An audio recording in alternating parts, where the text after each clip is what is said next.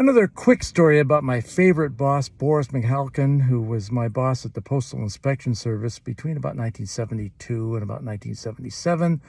He was a pipe smoker, meaning that he always liked to mess with people by who came to him with something and saying, "Oh, I'm not sure that's such a good idea, young man." He just basically did that. He was a lovable guy, and I loved him.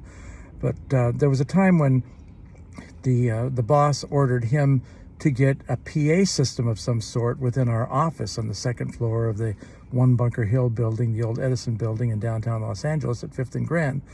Anyway, he ordered the thing, and everyone said, "Oh, make it so there's music playing." And he said, "No, no, no, no." That's what Boris said. No, no music. It's just for official business. So he ended up buying, ironically, a system provided by Muzak, the music people. And they installed the amplifier in this phone room, the main phone circuit room where all the phone wires came in. And then somehow they had it wired to speakers around the square donut-shaped offices that we had. And only a couple people had access to the microphone to give official notices and stuff like that. And everyone came to me saying, "Hey, Don Ray, why is there no music there?" I was the procurement officer. And I said, "Well, he just doesn't want it." "Well, we really want some soothing music playing."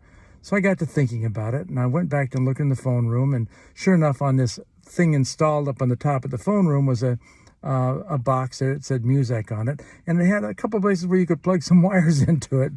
So the next time the Pacific Bell phone person came in having to install lines or whatever, I took him back to that place. I said, "Hey, is there any way possible to get some kind of a line going from that box there to my desk on the other side of the building?" And he thought about it. He said, "Yeah, there's a way." So what he did was he took two wires from the phone patches, the coming in, and he wired those two up there. Then he routed those lines to a secondary closet that had phone system wires closer to my office. He got there, then he hooked that up to another line that was actually hooked up to the phone line that would go to my phone, and he picked two wires that weren't being used there, and he connected it. Then he came to my office and opened up my phone and found these two wires that weren't hooked up. He ran a wire from that to this little portable radio that I had sitting on my desk, and we wired it up to the speakers on that. So basically, if I turned my radio on, whatever was on my radio would be broadcast through the whole office. So anyway, did that, and I was very careful to turn it on very gently and find common music, soft music, nothing that would be offensive whatsoever. And then I would gradually turn it up, and eventually people started saying, "Hey, we got music," and they'd go to Boris and say, "Thank you for the music," and he'd say, "There's no music," and I'd say, "Yes, there's, listen." And he didn't know how that happened.